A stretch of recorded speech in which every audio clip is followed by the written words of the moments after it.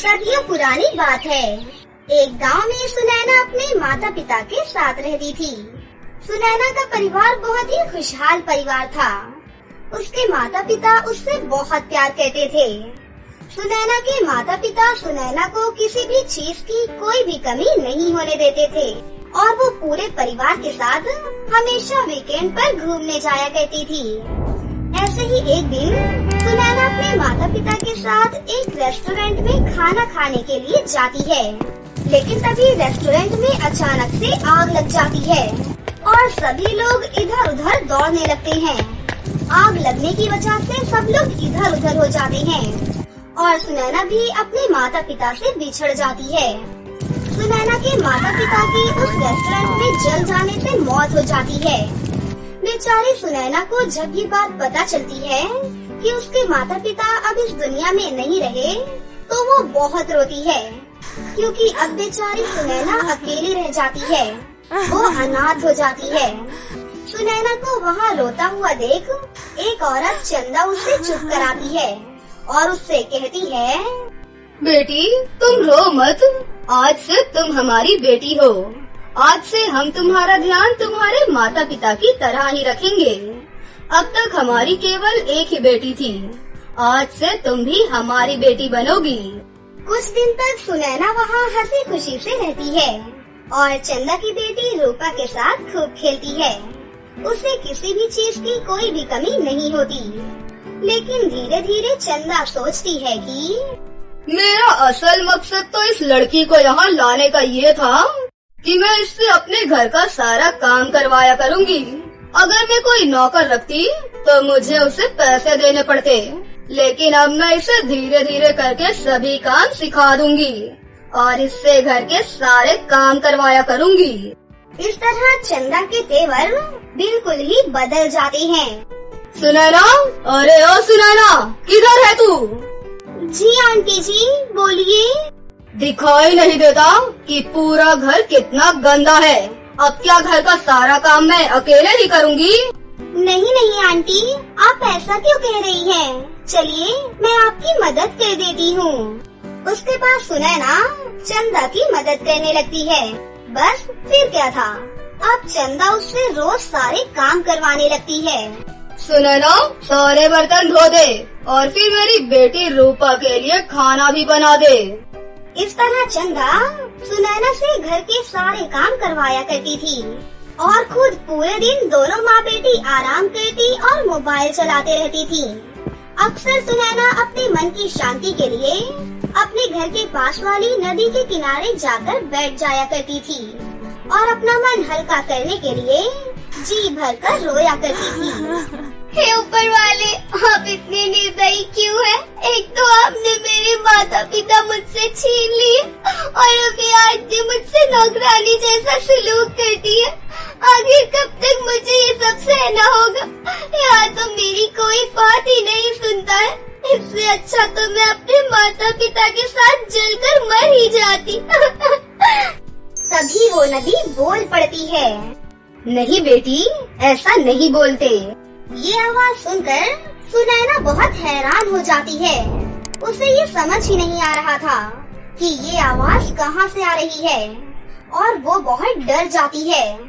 फिर वो अपने घर की तरफ भागने लगती है कि तभी नदी से दोबारा आवाज आती है, सुनैना, मैं बोल रही हूँ बेटा, मैं नदी हूँ। क्या नदी? नदी को बोलता हुआ देखकर वो घबरा जाती है। अरे अरे डरो मत, मैं तुम्हें कोई भी नुकसान नहीं पहुंचाऊंगी। मैं एक जादुई नदी हूँ सुनैना, यहाँ आओ। नदी की ये सारी बातें सुनकर सुनैना उस नदी के पास जाती है। तभी नदी सुनैना से कहती है, क्या तुम मेरी दोस्त बनोगी? हाँ, क्यों नहीं, मेरा वैसे भी कोई दोस्त नहीं है। ठीक है, तुम्हें जब भी कोई भी बात करनी होगी तो तुम यहाँ मेरे पास चली आना, मैं तुम्हारी सारी बातें सुनूंगी। मेरे माता पिता बचपन में ही गुजर गए थे और अब मैं एक आंटी के साथ रहती हूँ। वो बहुत बुरी है, वो मुझसे घर के सारे काम करवाती है और मुझे 2 वक्त का खाना भी नहीं देती। मुझे बहुत जोर से भूख लगी है। बस इतनी सी बात। सुनैना की ये बात सुनकर नदी ने अपना जादू किया और उसके सामने स्वादिष्ट स्वादिष्ट भोजन लाकर रख दिए, जिसमें बहुत सारे स्वादिष्ट पकवान थे। अरे बाप रे, इतने सारे पकवान, इतना सारा खाना! खाओ खाओ, जी भर के खाओ सुनैना। उस दिन के बाद से अब सुनैना जब भी दुखी होती या उसका किसी से भी बात करने का मन होता तो वो नदी के पास बैठने चली जाया करती थी और उससे ढेर सारी बातें करती। सुनैना घर के सभी काम खुशी खुशी से करने लगती है और सभी काम खत्म करने के बाद नदी से बातें करने चली जाती और ऐसे ही 10 साल बीत जाते हैं। सुनैना अब बड़ी हो जाती है और बड़ी होने के बाद वो बहुत ज्यादा सुंदर हो जाती है। एक दिन सुनैना नदी के पास बैठी होती है कि तभी उसे उस आंटी की आवाज आती है। सुनैना, अरे ओ सुनैना। अरे जादुई नदी, मैं जा रही हूँ, आंटी मुझे बुला रही हैं, मैं अभी आती हूँ। ठीक है, तुम जाओ। कहाँ मर जाती है तू? रोज रोज तुझे चिल्ला चिल्ला कर बुलाना पड़ता है। वो आंटी जी बस यही बाहर वाली नदी के पास बैठी हुई थी। सारे काम हो गए क्या? हाँ, सब काम खत्म कर दिए हैं मैंने। सुन, रूपा को देखने के लिए लड़के वाले आ रहे हैं कल। माँ, आपको पता है मुझे वो लड़का बहुत पसंद आया है, मैं उसी से शादी करूँगी। हाँ बेटी, कल आ रहे हैं ना वो लोग तो तुम्हें देखते ही खुश हो जाएंगे। हाँ सुन, तू घर में बहुत सारे लोग आने वाले हैं तो तू घर की अच्छे से सफाई कर दे। और अरे माँ, ये तो बताओ कि मैं कल कौन सी ड्रेस पहनूं? बेटा, वो सब अभी डिसाइड कर लेंगे हम लोग। हाँ ठीक है। हाँ तो मैं कहा दी, तो तू सारे घर की सजावट भी कर देना। लेकिन माँ, अगर मैं उन्हें नहीं पसंद आई तो? ओहो, अरे बेटा, तुम अपनी माँ पर गई हो, वो लोग तुम्हें देखते ही पसंद कर लेंगे। हाँ महारानी, सुन, कल सभी मेहमानों का खाना भी तुझे ही बनाना है, समझी? पर माँ। नहीं, एक काम कर, ले तू ही बोल ले, बार बार डिस्टर्ब कर रही है, मजाक नहीं चल रहा है यहाँ पर। Sorry mom. अरे महारानी, ये दांत क्या दिखा रही है? जाकर सारे काम कर। ठीक है आंटी जी, मैं सभी काम कर दूंगी। सुनैना पूरे घर की अच्छे से सफाई कर देती है और साफ सफाई करने के बाद वो घर की सजावट भी करती है। ये सारे काम करते करते बहुत रात हो जाती है। सुनैना 2 घंटे के लिए सो जाती है और सुबह जल्दी उठकर बाजार से सामान लेने के लिए चली जाती है। सुनैना खाना बनाने के लिए ढेर सारा सामान बाजार से लेकर आ जाती है और अकेले ही सबके लिए खाना बनाती है। सब कुछ तैयार हो गया है आंटी जी। ये तो बहुत अच्छी बात है। आंटी, आज घर में गेस्ट आ रहे हैं, अगर रूपा के कुछ कपड़े हो तो आप मुझे पहनने के लिए दे दो ना। मेरे कपड़े बहुत पुराने हो गए हैं और फट भी गए हैं। सुनैना रूपा से ज्यादा सुंदर थी। चंदा जानती थी कि अगर सबके सामने वो गई तो वो लोग सुनैना को ही पसंद कर लेंगे।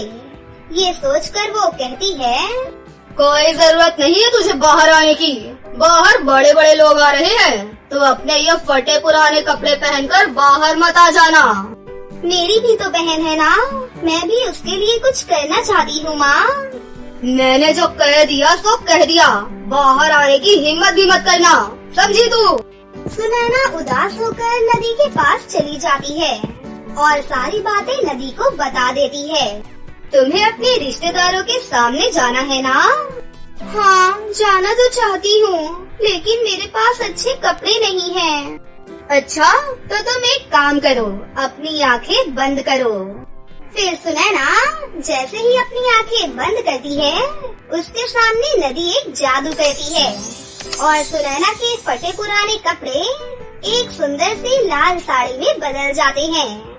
जैसे ही सुनैना अपनी आंखें खोलती है, अरे वाह, ये तो बहुत ही सुंदर साड़ी लग रही है। हाँ, अब तुम इसे पहनकर अपने रिश्तेदारों के सामने जा सकती हो और उनसे बातें भी कर सकती हो। और हाँ, ये एक जादुई लाल साड़ी है। ये तुम्हारी सभी इच्छा को पूरी करेगी। ये सुनकर सुनैना बहुत खुश हो जाती है। इसके बाद सुनैना वो सुंदर सी लाल साड़ी पहनकर सभी रिश्तेदारों के सामने आ जाती है। सुनैना को देखकर सभी उसकी तरफ उसे देखते ही रह जाते हैं। अरे वाह, ये कितनी सुंदर लग रही है। कौन है ये? यहाँ रूपा को देखने आया लड़का वो भी सुनैना को ही पसंद कर लेता है। एक ही नजर में वो सुनैना का दीवाना हो जाता है और वो सबके सामने सुनैना को प्रपोज करता है। तुम बहुत खूबसूरत हो, क्या तुम मुझसे शादी करोगी? हाँ, क्यों नहीं, आप भी मुझे बहुत अच्छे लगे। ये सब देखकर चंदा और उसकी बेटी रूपा जल जाती है। वो लड़का सुनैना से आज ही शादी करके उसको अपने साथ अपने घर ले जाने को कहता है। मैं आपके साथ चलने के लिए तैयार हूँ, लेकिन उससे पहले आपको मेरे साथ चलना होगा। ठीक है, चलिए। फिर सुनैना उस लड़के को अपने साथ जादुई नदी के पास लेकर जाती है। हे जादुई नदी, हम दोनों को एक दूसरे से पहली नजर में ही प्यार हो गया है। अब हम दोनों शादी करने जा रहे हैं। आप हमें अपना आशीर्वाद दो। तुम दोनों सदा खुश रहो, पूतो फलो। मेरी सभी दुआएं तुम्हारे साथ हैं। जाते जाते तुम मेरी इस नदी से थोड़ा सा पानी ले जाओ। जब भी तुम्हें मेरी जरूरत होगी, मैं तुम्हारी हमेशा मदद करूंगी। उसके बाद सुनैना नदी से थोड़ा सा पानी लेकर नदी को अलविदा कह देती है। फिर वो दोनों हंसी खुशी से शादी कर लेते हैं और सुनैना पूरब के साथ अपने ससुराल चली जाती है और अपने आगे का जीवन हंसी खुशी से अपने पति पूरब के साथ बिताती है। फूलपुर गांव में 3 भाई बहन माया, पीहू और रोहित अपनी माँ के साथ रहते थे। उनकी माँ सावित्री फूल बेचा करती थी। एक बार की बात है, सावित्री फूल बेचकर घर वापस आ रही थी कि तभी एक तेज रफ्तार गाड़ी उसे टक्कर मारकर चली जाती है और सावित्री वहीं पर मर जाती है। माँ के मर जाने के बाद तीनों भाई बहन अकेले हो जाते हैं। उनके घर में अब कोई भी कमाने वाला नहीं बचा था। धीरे धीरे करके उनके खाने पीने के भी लाले पड़ने लगते हैं। दीदी, अब क्या होगा? घर का तो सारा राशन खत्म हो गया, अब हम क्या खाएंगे? तू चिंता मत कर पीहू, अब से हम भी माँ की तरह फूल बेचने जाया करेंगे। ठीक है दीदी, हम भी आपके साथ फूल बेचने जाया करेंगे। अगले दिन सुबह सुबह ही तीनों भाई बहन फूल तोड़ने के लिए बाग में जाते हैं, लेकिन वो तभी देखते हैं कि वहाँ के बाग के सारे फूल और पेड़ कट चुके हैं। ये सब क्या हो रहा है सेठ जी? यहाँ जो बगीचा था वो कहाँ गया? अब ये बगीचा नहीं रहा, यहाँ पर अब एक बहुत ही बड़ा मॉल बनने वाला है। मैंने ये बगीचा बेच दिया है। ये सुनकर तीनों भाई बहन उदास हो जाते हैं और निराश मन से वहाँ से चले जाते हैं और फिर दूसरे बगीचे की तलाश में वो लोग जंगल में काफी दूर निकल जाते हैं। दीदी, वो देखो, वो फूल का पेड़ कितना अच्छा है। हम इतने दिनों से फूल बेच रहे हैं, लेकिन हमने तो आज तक ऐसा फूल कभी नहीं देखा। दीदी, चलो उस पेड़ के फूल को तोड़ते हैं। ये फूल तो शहर में अच्छे दाम में बिक जाएगा। तुम ठीक कह रही हो बहन, और इसकी खुशबू बहुत ही अच्छी है। मैंने भी आज तक ये अद्भुत फूल कभी नहीं देखा। चलो चलकर देखते हैं। हाँ, चलो चलकर इसके फूल तोड़ते हैं। तीनों भाई बहन उस पेड़ पर चढ़कर टोकरी भरकर फूल तोड़ने लगते हैं। जब वो जाने लगते हैं, तब उस फूल में से आवाज आती है, रुको, तुम लोग कहाँ जा रहे हो? तीनों भाई बहन रुककर इधर उधर देखते हैं, लेकिन उन्हें आसपास कोई भी नजर नहीं आता। फिर तीनों भाई बहन चलने लगते हैं। तभी एक बहुत ही खूबसूरत परी उनके सामने आती है और कहती है, घबराओ नहीं, मैं हूँ फूल परी। तुम तीनों भाई बहन मुझे बहुत नेक दिल लगते हो, इसलिए अब से तुम्हें जब भी फूलों की जरूरत होगी तो यहाँ आकर इस फूल के पेड़ से तुम जितना चाहो उतना फूल तोड़ लेना। पर आप फूल से बाहर कैसे आई? मैं फूल परी हूँ। सूर्यास्त होने के बाद ही मैं इस फूल के पेड़ से परी बनती हूँ। बाकी मैं पूरे दिन इस फूल के पेड़ में ही रहती हूँ। मुझे तुम तीनों बहुत नेक दिल लगते हो, इसलिए तुम मुझसे कोई भी एक वरदान मांग सकते हो। परी जी, हम तो मेहनत करके खाने वालों में से हैं और आपने तो हमें हमारे कमाने का जरिया दे ही दिया है। वक्त आने पर हम आपसे अपना वरदान मांग लेंगे। आपका बहुत बहुत शुक्रिया। ठीक है, जैसी तुम्हारी इच्छा। इतना बोलकर फूल परी वहाँ से गायब हो जाती हैं और तीनों भाई बहन फूल लेकर उसे बेचने शहर में चले जाते हैं। देखते ही देखते उनके सारे फूल बिक जाते हैं और उन्हें उन फूलों के अच्छे खासे पैसे भी मिल जाते हैं, क्योंकि वो फूल बहुत अद्भुत और सुगंधित होता है। एक बार की बात है, रानी पद्मावती का बेटा युवराज काफी दिन से बीमार था और उसका इलाज बड़े बड़े वैद्य हकीम भी नहीं कर पा रहे थे। उन्हें समझ ही नहीं आ रहा था कि आखिर राजकुमार को हुआ क्या है। राजकुमार ना तो किसी से बात करते और ना ही अपनी व्हीलचेयर से उठते थे। तभी गली में से आवाज आती है, फूल ले लो फूल, फूल वाली आई, ताजे ताजे फूल लेकर आई। फूलों की खुशबू ऐसी कि सबको भाई। उन फूलों की खुशबू से पूरा महल महक रहा था। युवराज को बहुत ही अच्छा महसूस हो रहा था। तभी उधर से महारानी पद्मावती हाथों में वही फूल लिए उसके कमरे में पहुंचती हैं। बेटा देखो तो कितना खूबसूरत फूल है। मैंने तो आज तक ऐसे फूल कभी नहीं देखे। ये फूल को देखकर मेरा तो दिन ही बन गया। अब जल्दी से बस तुम ठीक हो जाओ, मुझसे तेरी ये हालत देखी नहीं जा रही। तभी युवराज अपनी माँ से बात करने लग जाते हैं और बोलते हैं, माँ कहाँ है वो फूल बेचने वाले? माँ जल्दी बताओ, मुझे उनसे मिलना है। बेटा वो तो चले गए, पर हुआ क्या मुझे तो बताओ। फिर युवराज अपनी माँ को बताता है, माँ जब मैं जंगल से आ रहा था तब मुझे इसी फूल का पेड़ मिला था। ऐसा फूल मैंने अपनी जिंदगी में कभी नहीं देखा था।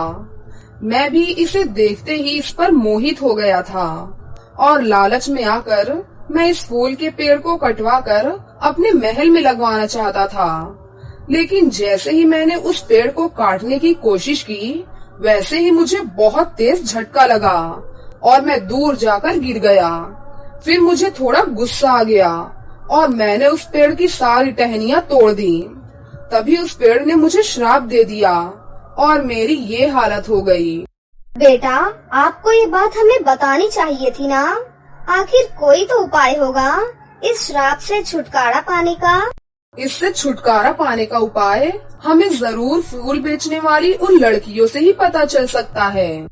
पूरे राज्य में उन तीनों भाई बहन को ढूंढने के लिए सैनिक लगा दिए जाते हैं और आखिरकार उन तीनों भाई बहन का पता चल जाता है और उन्हें महल में लाया जाता है। महारानी हमें इस तरह महल में क्यों बुलाया गया है? हमसे कोई गलती हुई है क्या? फिर रानी पद्मावती उन्हें अपने बेटे के बारे में सब कुछ बताती हैं। आपके बेटे ने बहुत गलत किया, उसे उसी के किए की सजा मिल रही है। इसमें हम आपकी कोई सहायता नहीं कर सकते। ऐसा मत कहो, मेरा बेटा बहुत अच्छा है, उससे अनजाने में गलती हुई है। प्लीज उसकी मदद करो। माया और पीहू को उस पर दया आ जाती है और वो उसकी मदद करने के लिए तैयार हो जाती हैं और फिर सभी मिलकर उस अद्भुत फूल के पेड़ के पास जाते हैं और पीहू उस फूल परी को याद करती है। फूल परी कहाँ है आप? बाहर आइए। तभी फूल परी फूल से बाहर आती है। कहो पीहू, तुमने मुझे क्यों याद किया? फिर पीहू फूल परी से युवराज को ठीक कराने की कोशिश करती है। मैं इसे कभी माफ नहीं कर सकती। इसने मेरा अपमान किया है। परी जी, इन्हें अपनी गलती का पछतावा है। प्लीज सब भूल कर इन्हें माफ कर दीजिए परी जी। हरगिज नहीं, मैं इसे कभी माफ नहीं कर सकती। फूल परी, आपको याद है आपने काफी दिन पहले हमें एक वरदान मांगने को कहा था। उस वरदान के बदले में मैं आपसे ये चाहती हूँ कि आप राजकुमार को ठीक कर दें। परी जी, राजकुमार से जो भी गलती हुई है उन्हें उस बात की सजा मिल चुकी है। वो पूरी तरह से बदल चुके हैं। आप उन्हें माफ कर दीजिए। राजकुमार दिल के बुरे नहीं है परी जी। ये सुनकर फूल परी राजकुमार को ठीक कर देती हैं और राजकुमार उठकर खड़े हो जाते हैं। हाँ फूल परी, आप नाराज ना हो, हम सदा आपके शुक्रगुजार रहेंगे। बहुत बहुत धन्यवाद आपका। राजकुमार के ठीक होते ही महारानी पद्मावती बहुत खुश हो जाती हैं और पीहू को राजकुमार के लिए इतनी मेहनत से परी से मिन्नतें करते देखकर रानी बहुत ही ज्यादा खुश हो जाती हैं। युवराज को भी पीहू बहुत अच्छी लगती है। फिर पद्मावती बहुत ही धूमधाम से युवराज और पीहू की शादी करा देती है, जिसमें फूल परी भी शामिल होती है और सभी खुशी खुशी रहने लगते हैं।